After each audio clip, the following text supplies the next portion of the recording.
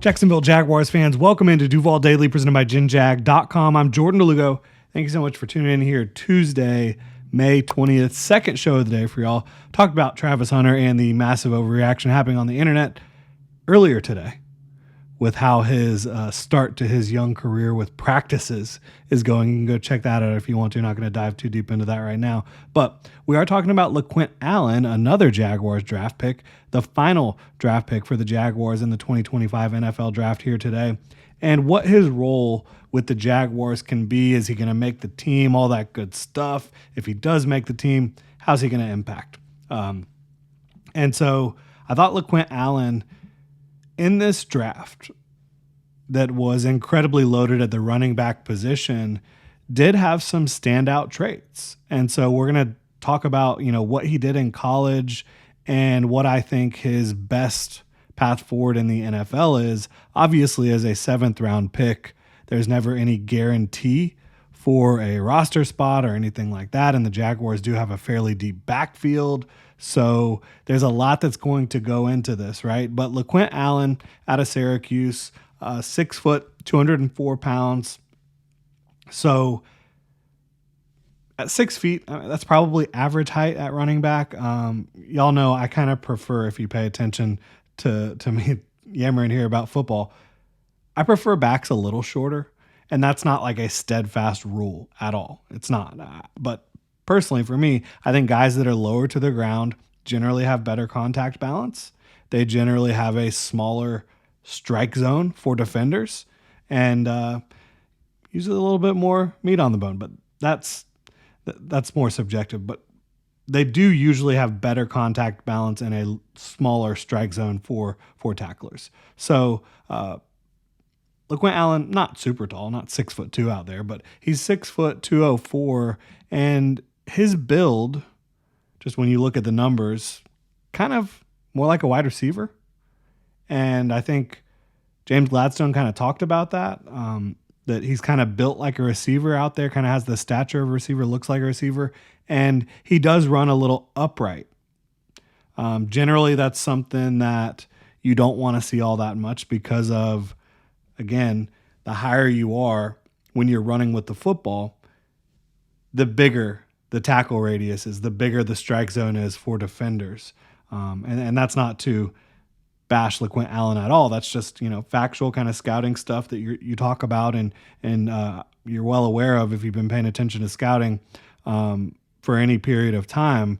So that's one aspect of LeQuint Allen's projection to the next level, is he's kind of shaped like a wide receiver. He kind of runs like a wide receiver. He's not super low to the ground, but there's a lot of good that comes with LeQuint Allen as well. And I think a lot of that really is the fact that he's smart, very smart football player. I love seeing backs at the end of a run when they have an opportunity to continue to pick up more yards potentially, maybe put themselves in a position to accidentally go down, get out of bounds at the end of a game.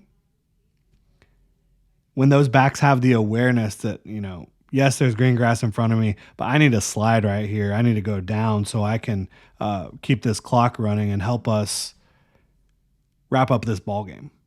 That's exactly what I've seen LeQuint Allen do, and I love that. So that just shows some football intelligence, some situational awareness, understanding of what's going on. But really, to me, it's kind of ironic that maybe he's built more like a receiver, because that is one of the best traits that LeQuint Allen brings to the running back position. He's a really good receiver. He caught 64 passes last year at Syracuse, 40 the year before that. And his career reception rate, 82.9% as a receiver. And that's what you want, right? Obviously, when you're throwing the ball to the running back, that needs to be almost a guarantee that it's going to be a catch. And he has a very low drop rate despite high usage. So that's something that you like to see. His drop rate for his career is under 5%. So you're starting to think like, okay, LeQuint Allen, is there anybody that Liam Cohen, Jaguars head coach and kind of lead play caller, worked with that maybe that reminds you a little bit of them? Maybe a Rashad White from Tampa really good, prolific receiving back, somebody who's just very consistent in that regard, I think you can see some similarities there for sure. So I think that the pass catching part of his game, just the consistency with the hands, with the routes, with the understanding of how to present a target for his quarterback, I think is pretty big. I like that a lot about him. And then I also like his pass protection. I mean, one of the best pass protecting backs in the class. And generally, you probably think like pass protection, again, it might be beneficial to be a little bit shorter or maybe be a little bit heavier so you can get the leverage advantage and you have strength. But LeQuint Allen, despite being, not the strongest back out there, not having the most mass on his frame, he does a really good job in pass protection. A lot of that is back to kind of his football awareness, situational awareness. I think that comes in really handy. He does a really good job reading where pass rushers are potentially coming from, and Syracuse's offensive line really struggled in a lot of the games I watched. And so he was kind of having to decipher, okay, there's 2 free runners. Who do I need to hit first so I can help my quarterback be able to get rid of the football? And so that's a really tough situation to be in. But Allen is not just a receiver and not just a pass protector. He is a good back as well. Like, even though he's not like my prototypical flavor of running back, he is a good running back. He has good initial burst, in my opinion. I don't think he has like tremendous explosiveness or long speed. He didn't do a whole lot of testing at the combine, but he had a 35-inch vert, 10 broad. So those aren't like crazy numbers, but they're also not really bad either. They're fine. And so not like this insane athlete, but there's some creativity, some slipperiness, some grit to his running style. Like, he breaks tackles. He has guys fall off of him at times. Had a nice wide variety of rushing assignments, different rushing schemes at Syracuse. I think that he's well versed in both zone concepts and in gap concepts as a running back. So there's some stuff to get excited about here in terms of just the versatility he can bring. I don't think he is as physically gifted as any of the other Jaguars running backs. Travis Etienne, Tank Bigsby, Bashal Tutin. But he's smart. He works really hard at what he does. You can tell in his preparation for the situational awareness stuff, the pass protection, the pass catching. So this is a guy that I think has a chance to make it in this league as a role player. That could be a third down back, certainly. That could be a come in and spell your lead guy type of player. And he's only 20 years old, not even 21 years old yet. So there certainly could be further development physically for LeQuint Allen out of Syracuse. And I think that he has a good chance to make the Jaguars roster. It is going to depend on how many running backs they keep. If they keep 4, I think Allen has a good chance. It's an interesting running back room in general because I think Travis Etienne, who he was the only running back at OTAs yesterday, who was with the quarterbacks like the whole time, right? All the other guys had to do some other stuff, had to do some special teams. Travis Etienne didn't have to do any special teams work. So, and that's kind of the Evan Ingram role from years past, where that's the guy that's like always with the quarterbacks. I think Travis Etienne, I know there's a lot of speculation about him being traded. I've been pretty steadfast that he shouldn't be traded. I think the best value the Jaguars will get from Travis Etienne is getting the most out of him in 2025 that you can possibly get. And it's a contract year for him. He's going to be highly motivated to go earn another big contract in the NFL. And prior to what was just a ridiculous season in so many ways and on so many levels for the Jaguars in 2024, Travis Etienne had put up massive numbers the 2 years prior. And he still is one of the more explosive, slippery backs in the league.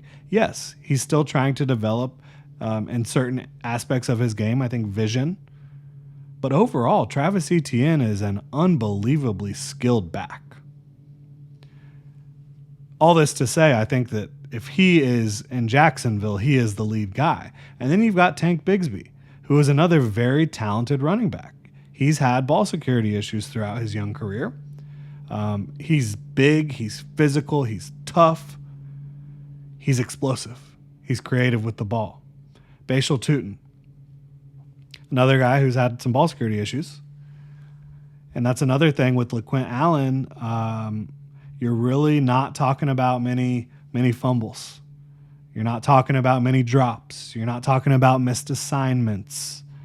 You're not talking about making boneheaded decisions. Not to say that Bashal or Tank or Travis are making poor decisions, but there's more missed assignments, shall we say, missed opportunities when you're talking about fumbles, when you're talking about drops, not hitting the right hole all the time. But I think Tutin, we've talked about him. You can go back and watch that video. I think he's obviously going to be on the team. His speed is unbelievable. And he's a little lower to the ground and stockier and can run through some more tackles, I think. And obviously can just score from anywhere on the field. Kind of like Travis Etienne. And you've seen Tank kind of have that ability as well. But LeQuint will be more of your blue-collar, get the job done in a variety of ways type of running back at the next level. So that's kind of how I view him, how I view the running back room stacking right now. That's your top four. Obviously, Etienne and Bigsby as the top two. Tutin coming in and maybe trying to potentially be the guy of the future. Maybe in 2026, if you don't re-sign Travis Etienne, it's Bigsby and Tutin as your top two guys, and then LeQuint Allen as, again, the guy who can kind of come in and do a little bit of everything for you, definitely help you in pass protection and catching the ball out of the backfield. One guy that, a little bit of a sleeper, though, I did want to mention, was not drafted but was picked up by the Jaguars in undrafted free agency is Jaquindon Jackson out of Arkansas. This is a tank. And obviously the Jaguars already have a tank on the team. But Jaquindon Jackson is a dude that is big, he is physical, and he's pretty explosive. Not sure if he tested at the combine here, but let's check it out. But 6'2", 230, big back out of Arkansas, productive, and he's 6'1.5", 229 pounds at the combine.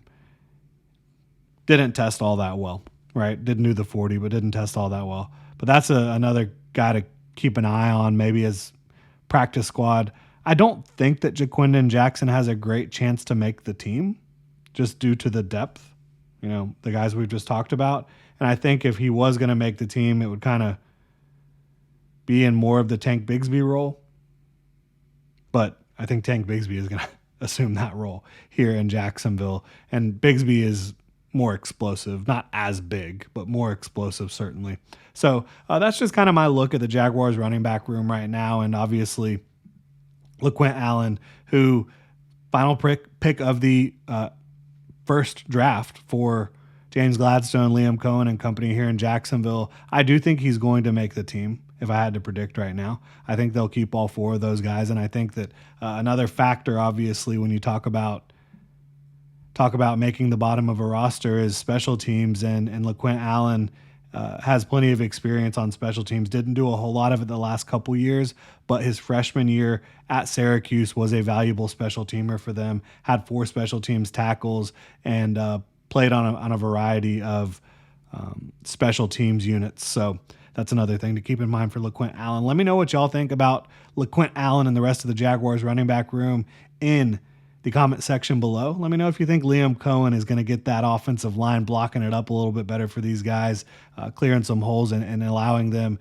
to show off their talent a little bit more consistently. Again, in the comment section below. And if you enjoy the content, please like and subscribe. Y'all have a good one.